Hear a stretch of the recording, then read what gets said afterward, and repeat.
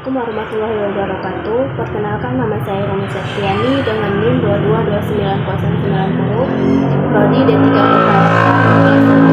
Ini saya akan menceritakan tentang kisah Nabi Adam SAW. Kisah Nabi Adam menceritakan terciptanya manusia pertama yang kelak akan menghuni bumi. Nabi Adam tercipta dari tanah dan Allah memuliakannya dengan memberi pengetahuan tentang semesta. Adam diberi banyak pengetahuan yang akan menjadi mukjizatnya. Wujud Nabi Adam diciptakan sempurna serta lengkap, tapi Nabi Adam memiliki tinggi tubuh yang berbeda dengan manusia saat ini. Tinggi badannya mencapai 60 hasta atau sekitar 18 meter, sangat tinggi dibanding kondisi tubuh manusia pada umumnya. Jadi bisa menjelaskan juga kenapa Ka'bah sangat tinggi dan besar pintu masuknya. Para nabi setelah Nabi Adam juga pasti memiliki postur tubuh yang hampir mirip. Mukjizat pengetahuan yang dimiliki Nabi Adam diterapkan pula dalam Al-Quran dan dia mengajarkan kepada Adam nama-nama benda seluruhnya. Al-Quran Surat Al-Baqarah ayat 31. Dikisahkan dalam kitab suci Al-Quran bahwa Allah bercakap-cakap dengan malaikat. Allah memberitahu malaikat bahwa akan ada penciptaan makhluk yang dinamai manusia. Manusia akan mengemban tugas sebagai khalifah di bumi. Malaikat berprotes tidak setuju dengan hal yang direncanakan. Malaikat yang tentang manusia hanya akan membawa bencana bagi bumi. Mereka akan membuat kerusakan, permusuhan, juga pertumpahan darah. Allah berfirman bahwa dia mengetahui apa-apa yang tidak diketahui oleh malaikat. Seperti kita ketahui, manusia itu tercipta dari saripati tanah. Demikian juga yang diceritakan dalam Al-Quran Surat As-Sajdah ayat 7-9. Setelah Nabi Adam diciptakan, Allah memberi perintah pada malaikat dan iblis untuk bersujud padanya. Walaupun para malaikat diciptakan dari cahaya, mereka taat pada perintah Allah. Para malaikat kemudian bersujud pada Nabi Adam. Lain halnya dengan iblis, yang merasa derajatnya lebih tinggi dari Nabi Adam. Dan iblis memang diciptakan dari api, itu sebabnya ia tidak mau bersujud pada Nabi Adam. Adam yang diciptakan dari tanah dianggap lebih hina kemuliaannya lebih oleh iblis. Surat Al-Baqarah ayat 34 menjelaskan hal ini. Sujudlah kamu kepada Adam, maka sujudlah mereka kecuali iblis. Ia enggan dan takabur. Nabi Adam dianugerahi usia yang panjang oleh Allah. Banyak riwayat yang menceritakan bahwa Nabi Adam diberi usia hingga 1000 tahun. Namun dalam hadis yang diriwayatkan Abu Hurairah diceritakan kalau Nabi Adam pernah memberikan umurnya sejumlah 40 tahun untuk Nabi Adam. Nabi Adam dan Siti Hawa turun ke bumi. Nabi Adam memiliki segalanya di surga. Adam bisa mengambil dan menikmati apa saja yang ada di dalamnya. Walaupun begitu, Adam merasa kesepian. Kodratnya sebagai manusia yang butuh ada manusia lain muncul. Adam menginginkan teman untuk menemani hari-harinya. Mengetahui Adam yang kesepian, Allah akhirnya menciptakan Hawa. Hawa diciptakan dari tulang rusuk Nabi Adam ketika sedang tidur. Nabi sangat senang dengan kehadiran Hawa. Hasratnya sebagai manusia yang butuh pasangan jadi terjawab. Allah mengizinkan Adam dan Hawa untuk menikmati apa saja yang ada di surga, terkecuali pohon khuldi. Allah berfirman, "Wahai Adam, tinggallah engkau dan istrimu di surga ini, dan makanlah makanan-makanan yang banyak lagi baik di mana saja yang kamu sukai. Dan janganlah kamu mendekati pohon ini yang menyebabkan kamu termasuk orang-orang yang zalim."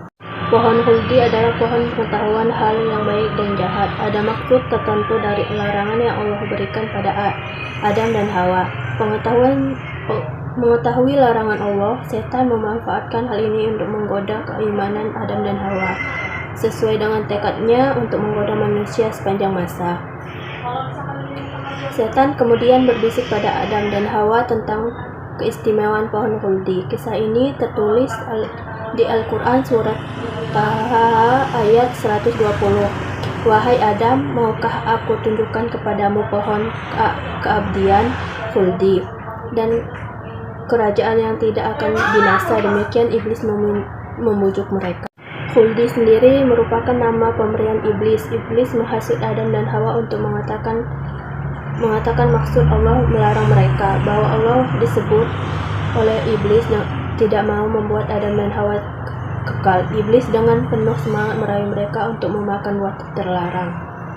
Adam dan Hawa yang dilengkapi dengan nafsu sebagai manusia akhirnya tergoda. Rayuan iblis berhasil menggoyahkan keimanan mereka dan jadi tidak taat pada Allah. Ketika Adam dan Hawa memakan buah huldi, sesuatu yang memalukan terjadi. Nabi Adam dan Hawa menyadari kalau tubuh mereka jadi telanjang.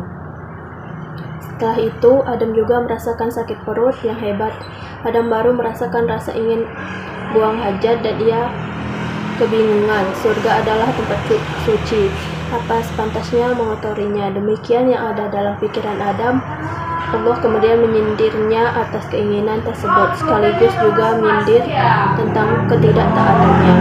Surat Al-A'raf ayat 22-23 menceritakan kejadian ini. Dalam surat ini Allah mengingatkan akan larangan pada Adam, juga mengingatkan Adam akan peringatannya tentang kebusukan setan. Adam kemudian memohon ampun dan bertaubat pada Allah. Diceritakan Hawa digoda iblis dalam wujudnya yang berupa ular, namun tidak dijelaskan siapa dahulu yang memakan buah terlarang itu. Ada yang meyakini huldi adalah pohon apel yang diambil dari bumi. Karena itu huldi disebut memiliki sifat bumi atau tanah, yaitu sifat dasar tanah. Tanah disebut sebagai tempat yang pantas untuk membuang kotoran. Buah huldi bisa membangkitkan hawa nafsu dan membuat lupa diri. Allah melarang Adam memakan buahnya karena bisa membuat dirinya jadi kotor. Kotor dalam artinya nafsunya ternoda dan mempengaruhi sifat dasar manusia yang penuh dengan ketidakpuasan. Bisa dikatakan pohon huldi diciptakan sebagai cobaan bagi Adam dan Hawa, ujian dari ketaatan seorang hamba pada penciptanya. Namun terlepas dari itu semua, Allah memang menakdirkan manusia untuk turun ke bumi dan menjadikan pemimpin di tempat itu. Manusia diciptakan bukan dengan maksud untuk memimpin di surga. Meskipun Adam dan Hawa telah bertaubat, Allah tetap memberikan hukuman pada mereka dengan turun ke bumi. Turunlah kalian dari surga menuju bumi, dan kalian akan menjadi musuh satu sama lain. Kalian akan memiliki tempat tinggal di bumi sampai batas waktu tertentu. Surat Al-A'raf ayat 24-25. Nabi Adam dan Hawa tidak diturunkan pada tempat yang sama. Nabi Adam diturunkan di puncak Bukti Sari di daerah Sri Lanka. Sedangkan Hawa diturunkan di daerah Arab. Mereka berdua bingung dan sedih karena diturunkan terpisah. Namun Adam dan Hawa yakin satu sama lainnya akan saling bertemu lagi. Lalu setelah 40 hari mereka pun dipertemukan kembali oleh Allah di Jabal Rahmah. Nabi Adam dan Hawa memulai kehidupan baru sebagai manusia biasa. Diceritakan mereka diturunkan ke bumi dengan membawa dosa atas ketidaktaatannya di surga. Disebutkan pula Allah menghukum Adam akan bersusah payah untuk mencari nafkah. Hawa dihukum akan merasakan sakit pada saat melahirkan anak-anak, sedangkan ular yang menggoda mereka dihukum berjalan dengan perut selamanya di bumi. Dosa yang pada akhirnya menjadi takdir bagi manusia, kaum laki-laki dengan kewajiban menafkahi dan kaum wanita berkewajiban mengurus anak-anak. Adam dan Hawa kemudian belajar bercocok tanam juga, cara bertahan hidup di bumi. Mereka juga melahirkan anak-anaknya. Allah memperlihatkan kuasanya dengan memberi mereka anak sepasang-sepasang. Setiap Hawa mengandung pasti melahirkan anak kembar. Peristiwa Nabi Adam dan Hawa yang melanggar perintah Allah membuktikan sesuatu bahwa tidak ada yang akan didapat dari ketidaktaatan pada Allah selain dari keburukan. Adam dan Hawa menjalani kehidupan sebagai manusia biasa setelah bertemu. Allah kemudian memberikan 8 pasang lembu, 2 pasang kambing, dan 2 pasang domba pada keduanya. Adam dan Hawa sadar kenikmatan dunia sudah tidak ada lagi. Mereka pun menangis sedih. Dari air mata mereka tumbuhlah kacang tanah dan kacang hijau. Adam lalu menyadari kesulitannya untuk mengetahui waktu-waktu beribadah. Ia lalu mengadu pada Allah tentang masalah ini. Allah kemudian memberi seekor ayam putih sebesar unta dari surga. Ketika para malaikat di surga bertasbih, ayam putih itu ikut bertasbih, berkokok di bumi. Berkat ayam putih itu, Adam jadi mengetahui waktu-waktu beribadah di bumi. Untuk melindungi mereka dari panas dan dingin, Adam lalu menebang pohon-pohon, kayunya ia pakai untuk membangun rumah. Adam juga membuat sumur untuk mengambil air. Allah kemudian menurunkan 21 lampiran tentang hukum haram dan halal memakan daging binatang.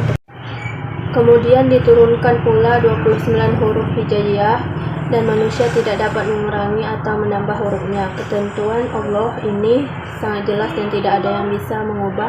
Adam lalu belajar huruf-huruf itu untuk bisa membaca lampiran yang diturunkan Allah.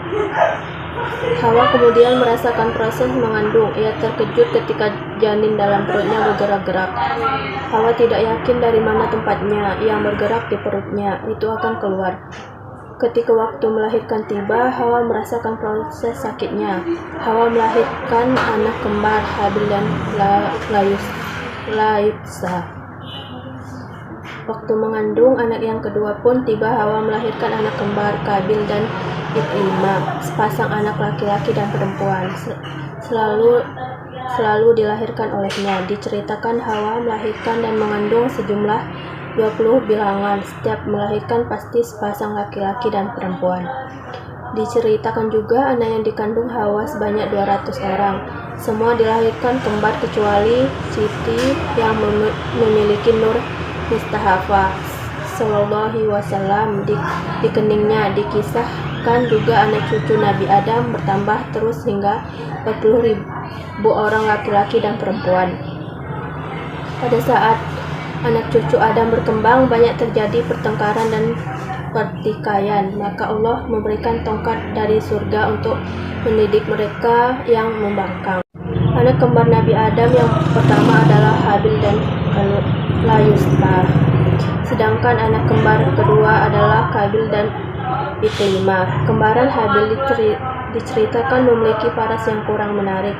Sedangkan Iklimah, kembaran dari Kabil, sangat cantik. Pada saat itu, Adam diperintahkan oleh Allah untuk menikahkan anak-anaknya secara silang.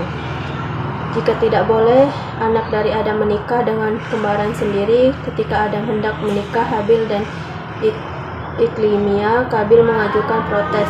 Kabil merasa lebih berhak atas dirinya Iklimah karena dia adalah saudara kembarnya.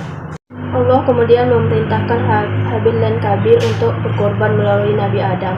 Korban yang diterima Allah akan menentukan siapa yang berhak atas Iklimah. Kabil yang seseorang petani dan sombong memilih seikat gandum yang jelek untuk berkorban. Sedangkan Kabil yang peternak mengorbankan kambing muda dan gemuk. Setelah keduanya berkorban, Allah kemudian menurunkan cahaya putih dan mengangkat kambing dari Habil. Berarti Habil yang ikhlas berkorban berhak atas diri Iklimah. Kabil marah dan tidak ingin Habil menikahi kembarannya. Sekian cerita dari saya akhiri. Assalamualaikum warahmatullahi wabarakatuh.